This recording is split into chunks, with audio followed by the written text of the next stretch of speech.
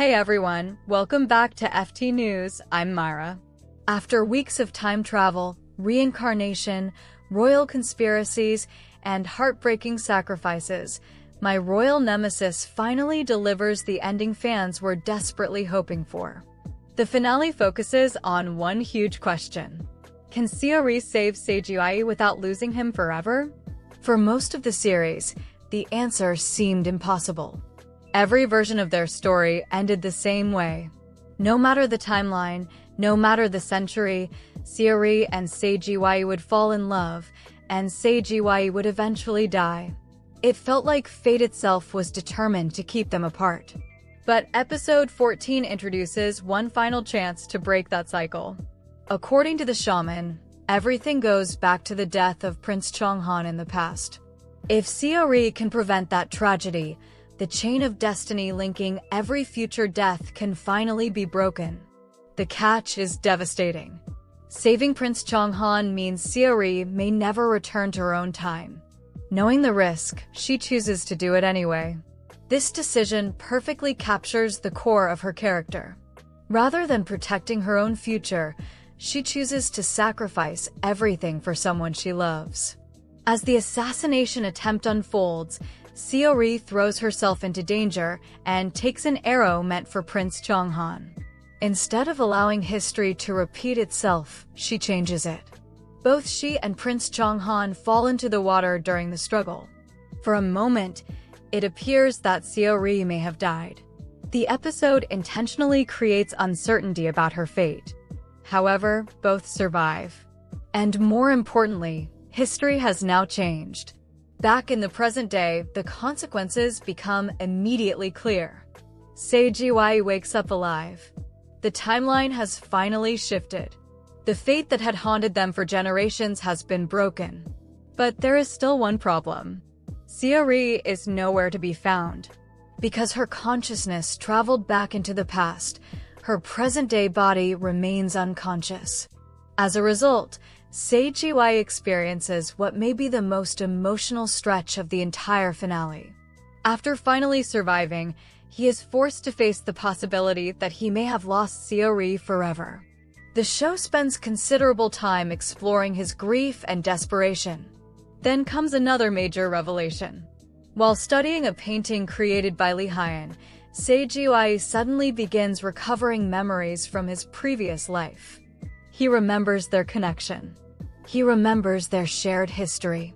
And he realizes that their bond has transcended time itself. These memories reinforce one of the series' biggest themes.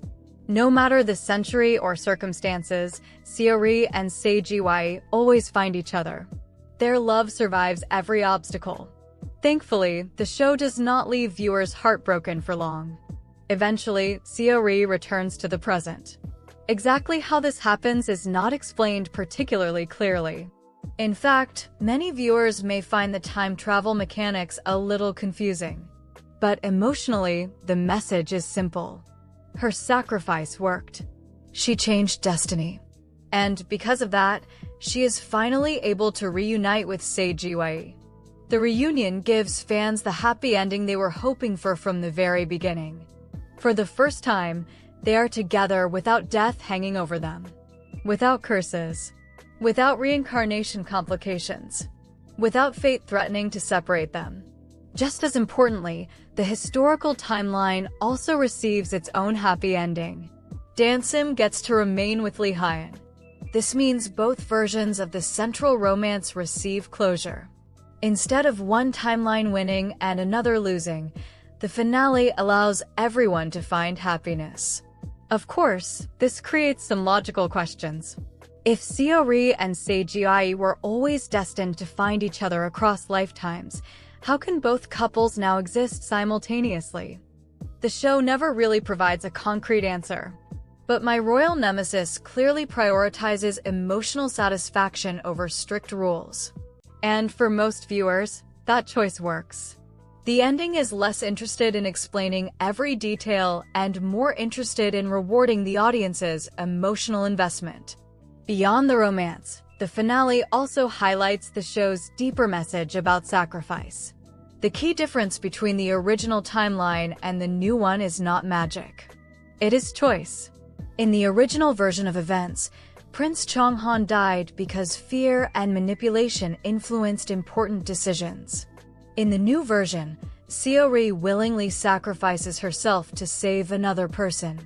That act of selflessness changes everything. The same lesson applies to Se-gye. When viewers first meet him, he is cold, ruthless, and obsessed with power. Over time, he learns to value people more than status. He becomes willing to fight for something greater than himself. And ultimately, his reward is the chance to live the life he always wanted with Seo-ri. So, do Seo-ri and Se-gye get their happily ever after? Yes! The finale confirms that they finally break free from the tragic cycle that haunted them across multiple lifetimes. Both survive. Both remember their journey. And both get the future they spent an entire season fighting for. While some of the time travel logic may not hold up under close examination, the emotional payoff is exactly what fans wanted. A story about destiny ultimately becomes a story about choice. A story about loss becomes a story about hope. And a love story that seemed doomed from the very beginning finally gets the ending it deserves. Thank you for watching this video. Sending you lots of love, and I'll see you in the next one.